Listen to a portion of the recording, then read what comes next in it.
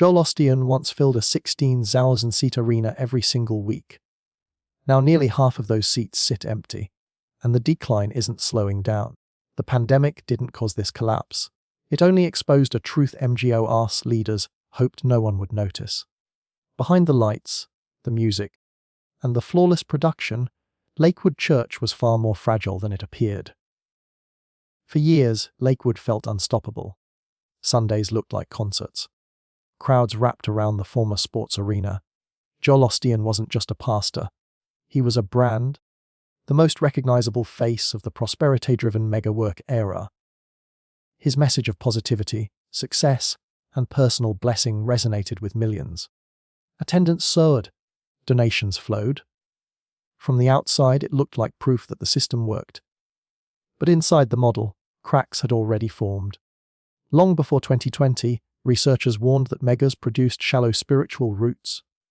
People came for inspiration, not formation.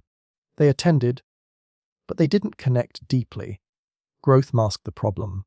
As long as the seats stayed full, no one asked hard questions. Then everything stopped. When the pandemic shut the doors in 2020, Lakewood's massive arena went silent. Services moved online.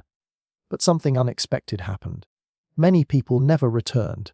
When in-person gatherings resumed, entire sections remained empty. Volunteers disappeared. Overflow rooms were no longer needed. What leaders assumed was temporary became permanent. The reason wasn't rebellion or outrage. It was indifference. Away from the spectacle, many realized they didn't miss the stadium experience. They didn't miss the production. Some didn't even miss the sermons. Without the crowd energy, the message felt repetitive and thin. At the same time, public trust in McGow's leadership across America was collapsing. Scandals, lavish lifestyles, financial questions, and celebrity pastors shattered the illusion. Lakewood didn't need a single scandal to suffer. It represented the system people were rejecting. Former members began speaking openly. They described feeling like spectators instead of participants, customers instead of community. As cultural values shifted, especially among younger generations, authenticity mattered more than polish. Smaller churches, house gatherings, and faith communities centered on depth began replacing arena Christianity.